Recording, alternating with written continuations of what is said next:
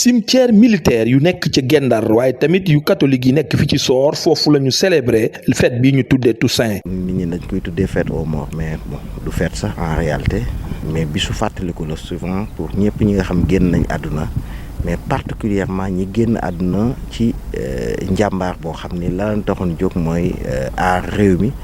mais avant ñu wax waxu aar réew bi sax mooy ña nga xam ni ci ancien yi bu mu tuddee ancien mooy ña nga xam ñoo xeexoon ñoo takkoon seen dëgg pour Sénégal moom boppam. foofu sax ci sëg yi ñaanal nañu nag ñi nga xam ne ñooy way daawlu yi waaye bépp doomu aadama bokk na ci kilifa yu mag yi nga xam ni nag seen taxawaay dafa amoon njëriñ ci dëkk bii di Ndar. kon nag buñ koy def xalaat la d'abord pour ñaanal leen mais également pour gën a ñaax ñi nga xam ñoo fi toog parce que booy xool sa démb. daf lay gën a mën a permettre sa tey xaw a jàppandal mais surtout nga am benn vision pour le futur tey donc ñu ñaan yàlla ñi nga xam ni ñoo jiitu yàlla xaare leen àjjana ñi fi des yàlla may leen gudd fan ak wér-gu-yaram. ñi nga xam ne ñooy chrétiens yi àndandoo ak seen ay njaboot dem nañu nag cimetière catholique yi nekk fii ci Soor pour nettoyer rafetal waaye tamit ñaanal way dawlu yi nga xam ni dañ fi jógee. ndax hôpital bi ko xam nañ ko hôpital boo xam ni. tey moo ngi si fukki at yoo xam ne moo ngi dox wante hôpital bi dafa jànkuwanteel ay jafe-jafe ndax si diggante fukki at yi hôpital bi yokkute amu si. maanaam lal yu fi nekkoon ak li ñu fi fekkoon moo fi nekk ba tey. mais capacité hôpital bi dafa xaw a sooxe ndaxte lu mu war a daw pour toppatoo maladie instant boobu yokkuwul lu fi nekkoon moo fi nekk ba léegi. ñoo ngi woote encore une fois. autorités yëpp ñu jàpp ci hôpital de la Paix jàppale leen jëm leen pousse ñu dem ci kanam. kenn réerewul mbir jafe-jafe yi nga xamante ni béykat yi ci zone des Niayes ñu ngi koy daj ko ci amatuñu suuf suñuy béyee ndax dëkkuwaay yi nga xamante ni moo koy jël daj ko ci usines yi nga xamante ni ñu ngi installé wu partout ci biir zone des Niayes. géej gi yàqu na mbéyam dër mi ndox mi mënatuñ koo dab jiw yi baaxatul suuf si rey nañ ko de ce fait que jeunesse bi xale yi. ak jigéen ñi amatuñu benn yaakaar ci fi ñu nekk ndax kenn ku ne xam na ni bay dunde moom la suñu maam yi doon def te ci maraîchage bi lépp mën nga ko cee jëlee loolu nag non seulement mënatoo béy mais ndox mooy béyee sax mënatoo koo dab yooyu nag bu fekkee dafay am cib gox te gox boo xamante ni yaakaaru ndaw yi nekk fa yaakaaru jigéen yi nekk fa yaakaaru réew mi sax nekk fa yooyu boo ko fa bëggee indi yaa ngi bëgg a toxal waa dëkk ba loo xamante ni. baykat yi sàmmkat yi nappkat yi ak ñi nga xam ne ñoo nekk ci géej gi ak ñi nga xam ne ñi ñooy jëfandikoo alam bi kenn ci ñoom daana génn sa xalaat. paiement bi tàmbali na maanaam payoor bi nga xam ne jëm na ci ñi nga xam ne dañoo amoon kër tabax ko dëkk ci ak ñi nga xam ni dañoo amoon tool doon ko bay ak ñi nga xam ni aussi dañu jëmbatoon ay garab ay arbre fruitier ñooñu leen ni la ñuy tàmbali paiement bi.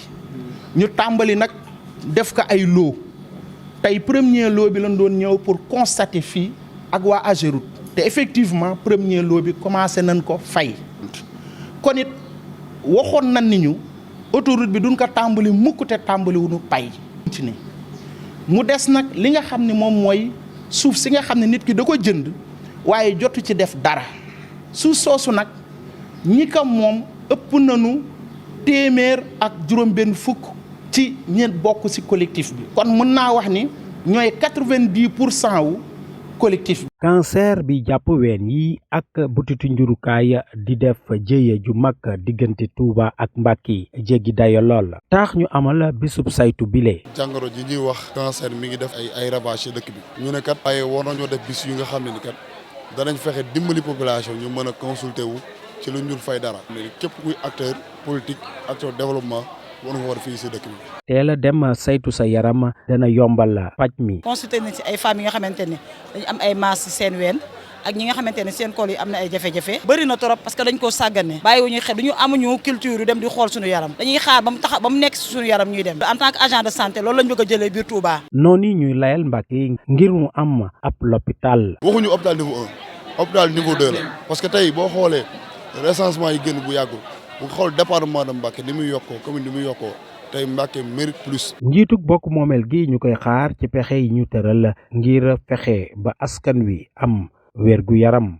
tey Sénégal dem na ba nga xam ne kuy wax développement de chemin de fer di nga wax TER pour yombalal nit ñi seen dem ak seen dikk et dem ak dikk gi nag moom moo tax tey ñu ñëw fii pour xool li nga xamante ne jàngat yi jafe-jafe yi nga xamante ne moom la ñuy liggéey fii di jànkonteel waaye tamit yan saafara lañ ci war a def pour que lii nga xamante ne mooy ñëw ëllëg duñ ci am trop ay jafe-jafe loolu lii ñuy liggéey fii dafa sérieux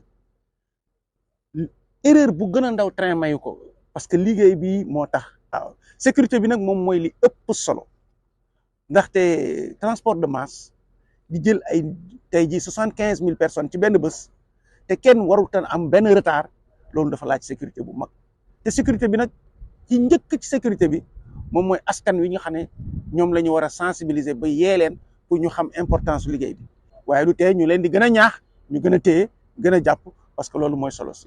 8 ans après son inauguration, la subvention d'exploitation de cet hôpital de niveau 2 est toujours très faible. La capacité d'accueil, 126 lits, n'a sensiblement pas évolué. Les effectifs ont augmenté, 35 médecins, dont 23 universitaires, 10 professeurs agrégés, 5 maîtres assistants, 152 personnels paramédicaux. Et l'hôpital de la Paix n'est toujours pas réceptionné. L'intersyndical de l'hôpital de la Paix exhorte l'État à apporter des solutions immédiates et durables aux problèmes de la structure. L'intersyndical de l'hôpital de la Paix usera de tous les moyens de lutte pour défendre les intérêts des travailleurs et des usagers de l'hôpital. Les composantes de réhabilitation, les composantes sécurité et l'ensemble des composantes au niveau du terre.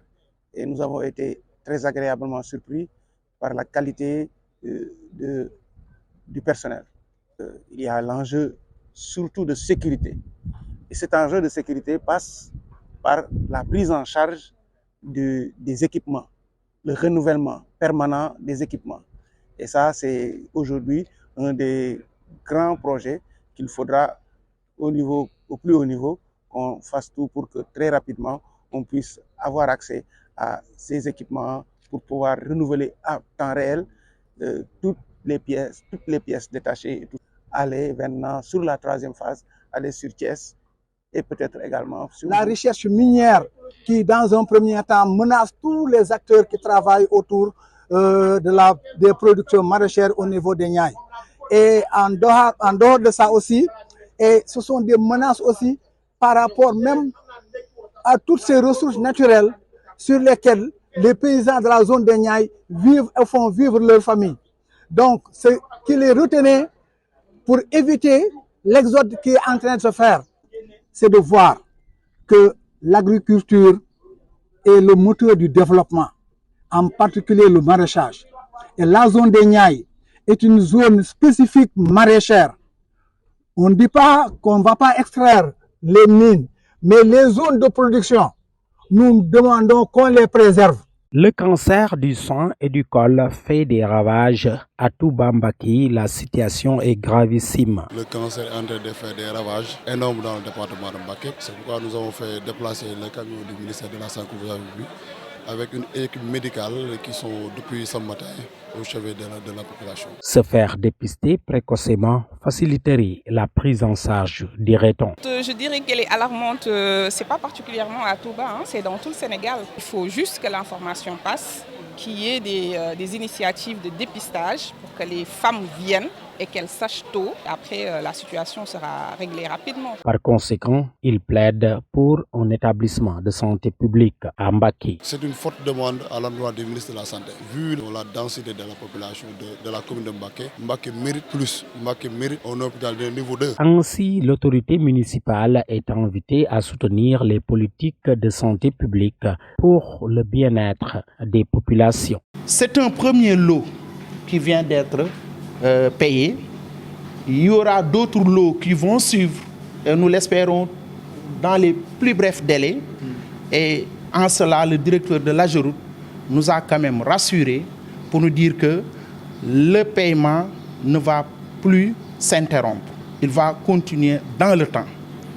Il reste maintenant à préciser que 992 impactés possèdent des terrains nus. Et là, l'accord qu'on avait conclu, c'est soit d'avoir des terrains viabilisés avec un emplacement excellent, parce que la plupart d'entre nous avaient des terres au nu entre l'université Gaston Berger de Saint-Louis et sur la route nationale.